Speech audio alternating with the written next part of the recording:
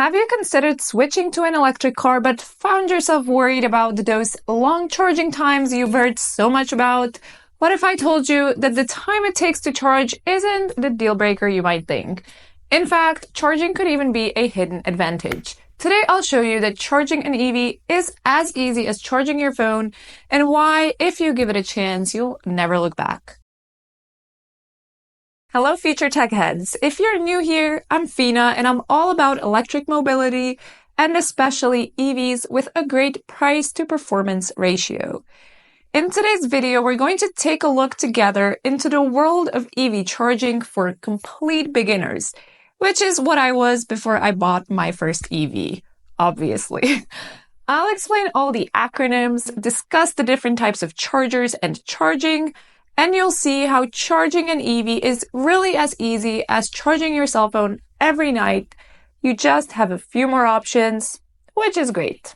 Now, the media and opponents of EVs often go on about how EVs take a long time to charge and that this is supposedly a disadvantage.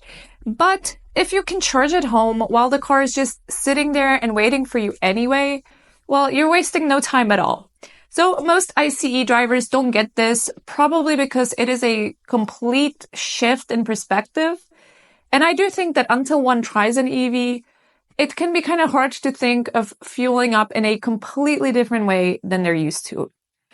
So today we'll look at charging from my perspective as Fina, who drives an electric car. And we simply have several options for charging. That is either at home or really anywhere with electricity. So I'll discuss this first because people often don't really get this and the media completely neglects it. We can actually charge an EV from any socket just like a cell phone. We just need a charger to do it, which usually comes with the car. It does depend on what country you're in, but in most of Europe, for example, the standard is a regular 16 amp, 230 volt socket, which theoretically means a charging power of up to 3.6 kilowatts. So you'll charge about 3.6 kilowatt hours per hour. Unfortunately, a conventional domestic socket is not built to take 16 amps continuously, but if it's in good condition, it can easily handle 10 amps, which is roughly 2.3 kilowatts of power. Therefore, we will charge the car roughly 2.3 kilowatt hours in an hour. So from this, we can clearly see that charging from an ordinary socket is ideal overnight, or simply whenever the car is parked and just, sitting at home waiting. People with average mileage can be perfectly happy just using this method. They don't really need anything else at home. To give you some numbers from my experience, when I had a first generation Volkswagen e-Golf with a battery that had a usable capacity of about 20 kilowatt hours, I could recharge it from 0 to 100% using an ordinary socket in about 8 hours. So again, that's really perfect overnight. So I use charging from a regular socket where the car is stationary for a long time, and I don't have to worry about anything. I just plug it in, and I don't really care how long it takes to charge because it's just going to sit there anyway.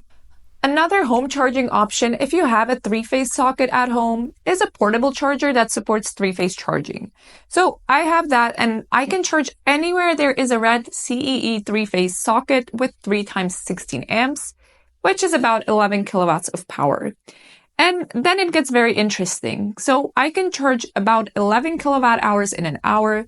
So even in my Citroen EC3, which has a usable battery capacity of 46 kilowatt hours, I can charge from 0 to 100% in just about 4 hours.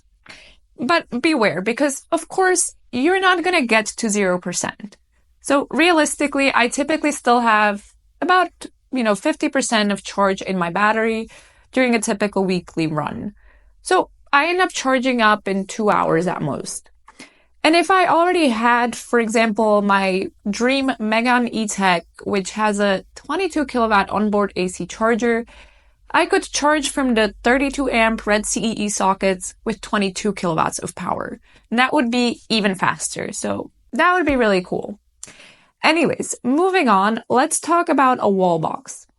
So I'm sure you've heard of it. It's exactly the same as my portable three-phase charger, except it has a direct connection straight from the breaker.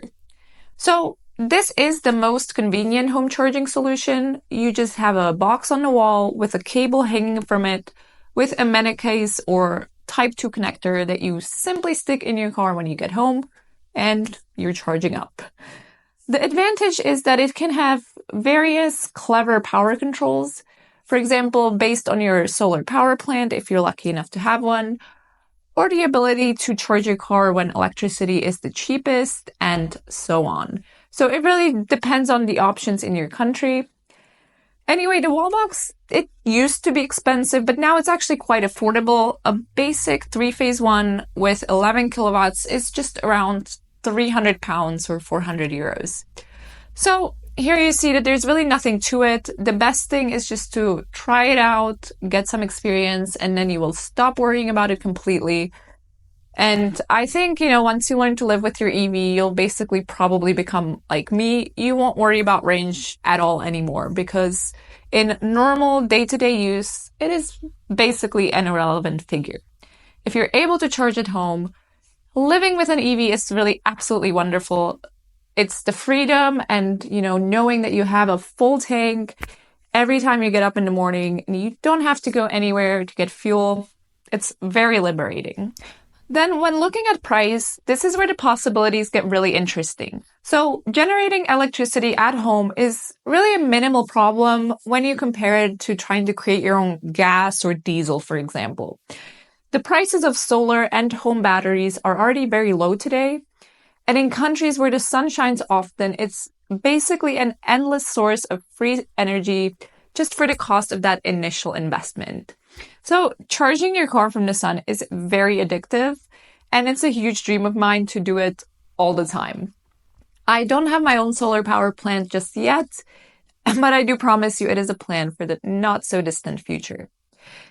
Now, if we're buying electricity from a distributor, it is again possible to arrange a tariff with the current exchange price, and instead of the classic overnight charging, only charge during the hours when electricity is the cheapest, or even when the supplier pays for the consumption. So isn't that a nice idea that you might be able to charge your car and actually get paid for it? Chances are no one's going to pay you to fill up your gas tank. So as you see, the options with EVs are just wonderful. With an EV, you're much freer than with a combustion engine car, where you really only can rely on a network of gas stations, which also need electricity to keep them running, because without it, they are not able to sell you any fuel. With an EV, you just need one of those. You don't need electricity plus gas, you just need the electricity. And if you're fortunate enough to have solar panels, you can even make your own. So have you also noticed that as soon as there is the slightest crisis or even the sign of a crisis, the petrol station network tends to be the first to collapse? Get an EV and some solar panels, and you never have to even notice the frenzied fuel rush again. So I tried to outline, without going into too much technical detail, the possibilities of charging your electric car at home. Next time, I do want to look at public charging, which is mainly used by EV drivers who can't charge at home or those who are driving for long distances.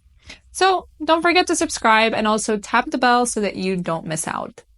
Let me know if you have any questions or if you want to share your personal experience with charging at home and if there are any obstacles that you've had to overcome. I would love to hear it.